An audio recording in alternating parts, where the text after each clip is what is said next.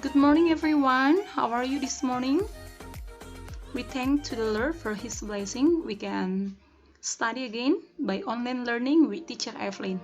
Well, today we are going to learn tematik kelas 3 SD, tema yang kedua, subtema 1, pembelajaran yang ketiga, menyayangi tumbuhan dan hewan. Okay, today we focus on pesan dalam cerita dongeng soal menggunakan pertukaran pada penjumlahan. To start it, I ask you to pray. Let's pray. We thank you, Lord, for your blessing, for everything that you have done in our life. And now we will learn our thematic. Please guide us to know our lesson today. Thank you, Lord. Bless all the students and the parents, and also the teacher who delivered our lesson today. Thank you, Lord. Amen.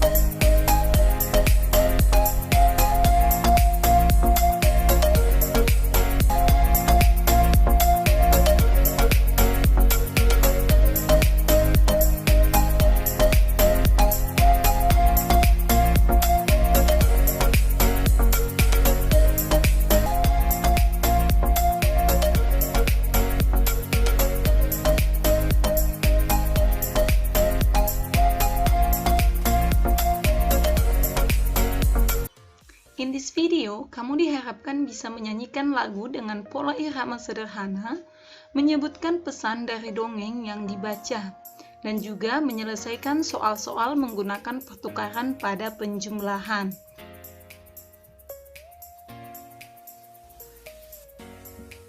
Deli mempunyai banyak tanaman. Deli menyiram pohon buah dan tanaman bunga yang ada di halamannya. Sambil menyiram, Deli bernyanyi riang gembira. Nah, sekarang teacher mau tanya ke kamu, siapa yang suka bernyanyi?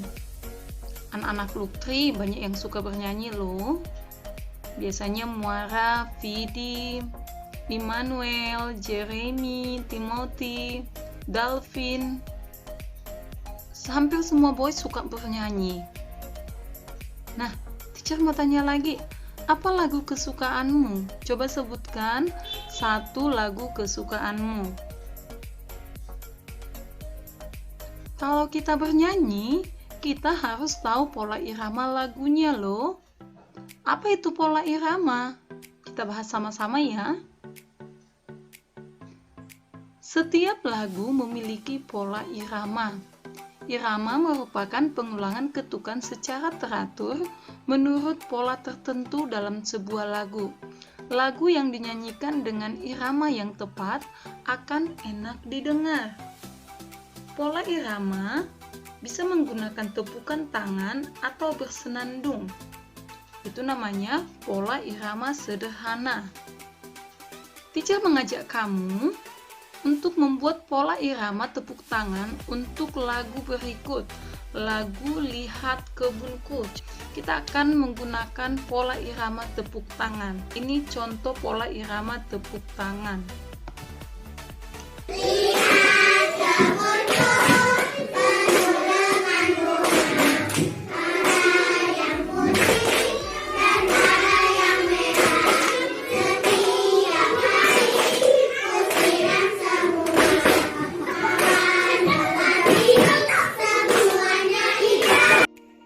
Nah, itu adalah contoh pola irama tepuk tangan yang dinyanyikan oleh teman-temanmu. Deli senang karena tumbuhan yang ada di halaman rumahnya tumbuh subur. Anak-anak di rumah, tumbuhan bermanfaat bagi kehidupan manusia. Ada tumbuhan dimanfaatkan sebagai sumber makanan dan ada juga dimanfaatkan sebagai obat tradisional. Coba perhatikan pada gambar. Tanaman ini adalah sebagai sumber makanan. Anak-anak di rumah, ini adalah pohon padi. Pohon padi ini setelah dipanen akan diolah menjadi gabah. Nah, setelah diolah menjadi gabah, akan diolah kembali lagi menjadi beras. Nah, beras ini adalah salah satu makanan pokok kita loh. Selain jenis tanaman pada gambar, masih banyak lagi loh jenis tanaman lain yang digunakan sebagai bahan makanan oleh manusia. Nah, bagaimana dengan tanaman yang digunakan sebagai obat tradisional? Yuk kita bahas sama-sama. Coba perhatikan gambar ini. Kamu kenal nggak dengan tanaman ini? Nah, tumbuhan ini dimanfaatkan sebagai obat tradisional. Nama tumbuhan ini adalah ciplukan. Ayo sama-sama ucapkan. Ciplukan. Ini adalah tanaman kunyit. Kunyit juga bisa diracik diolah menjadi jamu. Nah, tanaman selanjutnya. Nama tanaman ini adalah pegagan, tanaman pegagan. Ini adalah jeruk nipis. Apakah kamu pernah mengkonsumsi buah ini? Iya, ini adalah tanaman mengkudu. Mengkudu ini rasanya pahit, tapi khasiatnya atau kegunaannya sangat baik untuk kesehatan. Namanya adalah kayu manis atau pohon kayu manis. Nah, anak-anak, masih banyak lagi loh tanaman lainnya yang digunakan sebagai obat tradisional. Nah, sekarang teacher mengajak kamu untuk membaca dongeng halaman 14, Khasiat Buah Mengkudu. Teacher akan membacakan untuk kamu simak baik-baik ya. Pamanku memiliki kebun yang cukup luas. Kebun itu terletak di belakang rumah. Ada berbagai pohon tumbuh di kebun milik paman. Ada satu pohon yang cukup menarik bagiku, yaitu pohon mengkudu. Paman memperlihatkanku buah mengkudu yang tumbuh di sana. Paman juga memintaku untuk mencicipi buah mengkudu itu. Aku tidak mau mencicipinya, Paman. Aku tidak suka karena rasanya sangat pahit, kataku sambil menutup mulutku. Paman tersenyum mendengarku. Paman lalu mengambil buah mengkudu dengan galanya sambil berbisik, "Biar pahit, pohon ini memiliki banyak khasiat bagi kesehatan tubuh kita loh." "Memang apa khasiat dari buah ini, Paman?" tanyaku mulai penasaran. "Buah mengkudu dapat meredakan sakit kepala, melancarkan pencernaan, meredakan batuk, radang tenggorokan, dan mengatasi diare," jelas Paman. "Oh iya, ada lagi. Buah mengkudu juga dapat mengatasi kulit kering," kata Paman menjelaskan. "Benarkah? Coba tunjukkan padaku bagaimana caranya, Paman," pintaku kepada Paman. "Mari Paman tunjukkan caranya," ucap Paman. Paman lalu mengambil buah mengkudu yang sudah masak. Setelah itu, ia menggosok-gosokkan buah mengkudu ke tangannya. Aku pun mengikuti gerakan Paman. Nah, setelah selesai, biarkan selama 5 hingga 10 menit. Lalu bersihkan dengan kain yang dibasahi air hangat, ucap Paman lagi. "Wah, benar Paman, kulitku jadi tidak kering lagi ya," ucapku. "Benar sekali. Ternyata walaupun pahit, khasiatnya sangat banyak. Maafkan aku Paman karena sudah berburuk sangka," ucapku menyesal. "Tidak apa-apa, yang penting kamu sudah tahu dan merasakan sendiri khasiat buah ini," kata Paman. Nah, itu ceritanya anak-anak. Mungkin ada kosakata baru yang belum kamu pahami, yaitu khasiat. Khasiat itu artinya kegunaan atau manfaat ya anak-anak di rumah. Ada pertanyaan di halaman 15. Apa pesan dalam dongeng yang kamu baca? Kamu tuliskan dalam kotak halaman 15. Apa pesan yang bisa kamu ambil dari cerita dongeng tadi yang Teacher Evelyn bacakan, khasiat buah mengkudu? Saatnya berhitung. Di toko buah terdapat 2 kotak berisi buah jambu.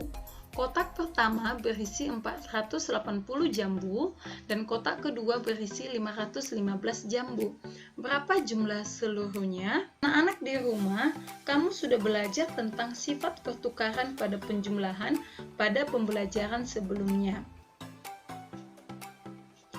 Ayo, coba ingat kembali. Pertama sekali, kita melakukan penjumlahan 480 ditambah 515. Tetapi, kamu harus ingat, kita sudah belajar sifat pertukaran pada penjumlahan. Ingat, jika bilangan yang akan ditukar posisinya, hasil penjumlahannya tetap sama anak-anak di rumah. Sekarang, coba kita tentukan hasil penjumlahan dari 480 ditambah 515. Ingat selalu untuk menjumlahkan dari satuan. 0 ditambah 5 sama dengan 5. 8 ditambah 1, 9. 4 ditambah 5, 9. Maka hasilnya adalah 995. Nah, bagaimana jika kita tukar posisinya? Apakah hasil penjumlahannya tetap sama? Mari kita buktikan sama-sama ya. 515 ditambah 480. Kita mulai dari satuan. 5 ditambah 0, 5. 1 ditambah 8, 9. 5 ditambah 4, 9. Maka hasilnya adalah 995. Coba lihat anak-anak di rumah. Apakah hasilnya sama? Sama. Maka, jika bilangan yang akan ditukar posisinya, hasil penjumlahannya tetap sama. Ini adalah sifat pertukaran pada penjumlahan.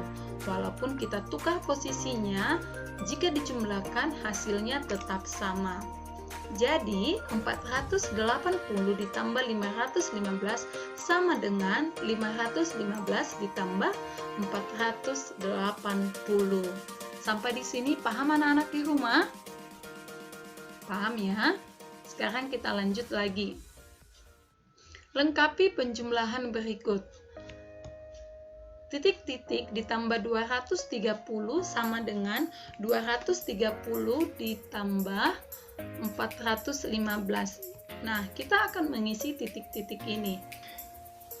Nah, anak-anak di rumah, kalau kita sudah memahami sifat pertukaran, tentunya kita sudah langsung tahu bahwa yang harus kita isi pada titik-titik ini adalah 415. Tapi untuk membuktikannya, mari kita jumlahkan sama-sama. 0 ditambah 5, 5. 3 ditambah 1, 4. 2 ditambah 4, 6. Maka hasilnya 645. Nah, bagaimana jika kita buat pertukaran posisi? 415 ditambah 230. 5 ditambah 0, 5. 1 ditambah 3, 4. 4 ditambah 2, 6. Apakah sama hasilnya anak-anak di rumah? Iya, sama. Maka terbukti bahwa hasilnya adalah 415 sesuai yang kita sebutkan sebelumnya. Nah, anak-anak di rumah, sifat pertukaran juga berlaku pada perkalian loh. Mari kita buktikan sama-sama. 9 dikali 8 sama dengan 72. Sekarang kita tukar posisinya. 8 dikali 9 sama dengan 72. Hasilnya sama, walaupun posisinya kita tukar. Kita perhatikan contoh yang lain. 3 dikali 6 sama dengan 18. Kita tukar posisinya. 6 dikali 3 sama dengan 18. Hasilnya tetap sama. Satu lagi contohnya. 7 dikali 5 sama dengan 35. Kita tukar posisinya. 5 dikali 7 sama dengan 35. Hasilnya sama. Nah, bagaimana untuk angka puluhan? Kita coba ya. 23 dikali 41. Kemudian 41 dikali 23. Kita tukar posisinya. Apakah sama hasilnya? Yuk kita buktikan sama-sama. 23 dikali 41. Kita mulai dari satuan. 3 dikali 1, 3. Kemudian puluhan. 2 dikali 1, 2. Oke, sekarang yang bagian puluhan. 4 dikali 3 sama dengan 12. Kita tulis berapa? Kita tulis 2.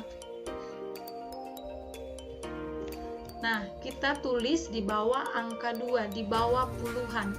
Kita simpan 1. Setelah itu, kita kalikan 4 dikali 2. 4 dikali 2 berapa anak-anak di rumah? 8. Kita tambahkan dengan simpanan yang tadi. Berapa simpanannya? 1. 8 tambah 1, 9. Setelah itu apa yang kita lakukan? Kita jumlahkan. Mulai dari satuan. Angka 3 turun. Kemudian puluhan, 2 ditambah 2. 4. Kemudian angka ratusan turun 9. Maka hasilnya adalah 943. Nah, sekarang kita tukar posisinya. Apakah hasilnya sama? 41 dikali 23. 1 dikali 3, 3. 4 dikali 3, 12. Langsung kita tulis 12 ya. 2 dikali 1, 2. 2 dikali 4, 8. Sekarang kita jumlahkan. Angka satuannya turun 3, 2 ditambah 2, 4, 1 ditambah 8, 9. Apakah hasilnya sama? Iya, sama. Sehingga sifat pertukaran juga berlaku pada perkalian.